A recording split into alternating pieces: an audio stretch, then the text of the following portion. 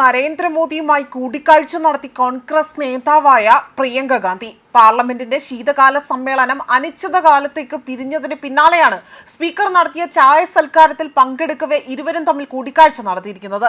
ഇതോടുകൂടി തന്നെ നരേന്ദ്രമോദിയും പ്രിയങ്ക ഗാന്ധിയും തമ്മിൽ നടത്തിയ സൗഹൃദ സംഭാഷണം ഇപ്പോൾ സൈബറിടത്തിൽ വലിയ ശ്രദ്ധ പിടിച്ചുപറ്റുകയാണ്. കടുത്ത മോദി വിമർശകയായ പ്രിയങ്ക ഗാന്ധി മോദിക്ക് മുന്നിൽ അടിയറവ് പറഞ്ഞു എന്നതായിരുന്നു കമന്റുകൾ വന്നത്. എന്നാൽ ഇവിടെ ഇരു നേതാക്കളും തമ്മിൽ വയനാടിന്റെ വികസനത്തെക്കുറിച്ച് അവിടെ ചർച്ച ചെയ്യപ്പെടുകയും അതുപോലെ തന്നെ അവിടുത്തെ കാര്യങ്ങളെക്കുറിച്ച് സമഗ്രമായി തന്നെ മോദി അന്വേഷിക്കുകയുമാണ് ചെയ്തിരിക്കുന്നത്. പ്രതിപക്ഷ പാർട്ടിയിലെ നേതാക്കളോടെല്ലാം തന്നെ മോദി വളരെ സംയമനത്തോടെ തന്നെ സംസാരിക്കുകയും പരസ്പരം കടുത്ത ഭാഷയിൽ വിമർശിക്കുമെങ്കിൽ പോലും ഇത്തരം അവസരങ്ങളിൽ അവർ അവിടെ ആ വൈരാഗ്യങ്ങളെല്ലാം മറന്നുകൊണ്ട് തന്നെ സംസാരിക്കുന്നു എന്നതാണ് ശ്രദ്ധേയമായ കാര്യം. മോദിയുടെ കുശലാന്വേഷണം, അതായത് അദ്ദേഹം ചോദിച്ചിരിക്കുന്നത് വയനാട്ടിൽ എന്തായി പുനരധിവാസ വിശേഷങ്ങളെന്നും അതേപോലെ തന്നെ താങ്കൾ അവിടെ എന്തൊക്കെ കാര്യങ്ങളാണ് ചെയ്യുന്നതെന്നും. അപ്പോൾ പ്രിയങ്ക അതിനായി മറുപടി നൽകിയത് താൻ അവിടുത്തെ കാര്യങ്ങൾക്കായി തന്നെ ഇപ്പോൾ മലയാളം പഠിച്ചുകൊണ്ടിരിക്കുകയാണ് എന്നതായിരുന്നു കോൺഗ്രസ് നേതാവിൻ്റെ മറ്റൊരു മറുപടി.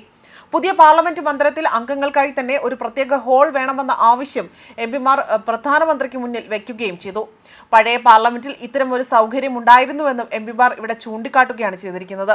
ബില്ലുകൾ പാസ്സാക്കാൻ അർദ്ധരാത്രി വരെ സഭ കൊണ്ടുപോകുന്നത് നല്ല കീഴ്വഴക്കമല്ല എന്ന് ചില എംപിമാർ അഭിപ്രായപ്പെട്ടിട്ടുണ്ട്. സഭാ സമ്മേളനം ഒരാഴ്ച കൂടി നീട്ടണമെന്ന് പ്രതിപക്ഷം ആവശ്യപ്പെട്ടിട്ടുണ്ടെങ്കിൽ പോലും ബഹളങ്ങൾ കാരണം അത് നടന്നില്ല.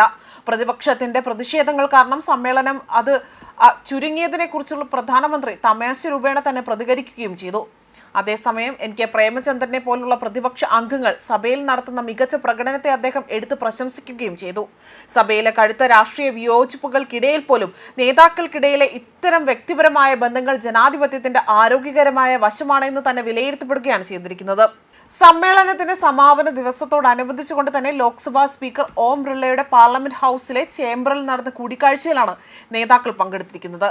പ്രതിരോധ മന്ത്രി രാജ്നാഥ് സിംഗ്, ലോക്സഭാ സ്പീക്കർ ഓം ബിർള, കേന്ദ്രമന്ത്രിമാരായ കെ രാംമോഹൻ നായിഡു, ചിരാഗ് പാസ്വാൻ തുടങ്ങിയവരുടെ സാന്നിധ്യത്തിലായിരുന്നു കൂടിക്കാഴ്ച നടന്നത്.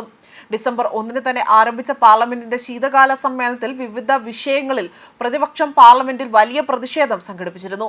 ഇതിനിടെ തന്നെ വിവിധ ബില്ലുകളും സഭയിൽ പാസായി.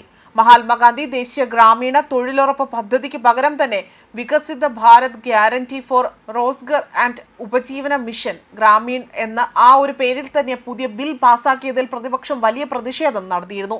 പദ്ധതിയിൽ നിന്ന് മഹാത്മാഗാന്ധിയുടെ പേര് ഒഴിവാക്കിയതിലും സംസ്ഥാനങ്ങൾക്ക് അധിക സാമ്പത്തിക ബാധ്യത വരുത്തുന്നതിലും പ്രതിപക്ഷം ശക്തമായി തന്നെ പ്രതികരിക്കുകയാണ് ചെയ്തത്. ഇതിനു പുറമെ തന്നെ ആണവോർജ്ജ മേഖലയിലെ വികസനം ലക്ഷ്യമിട്ടുള്ള ശാന്തി ബില്ലും സഭയിൽ പാസാക്കിയിട്ടുണ്ട്. ന്യൂസ് ഡെസ്ക് കർമ്മ ന്യൂസ്.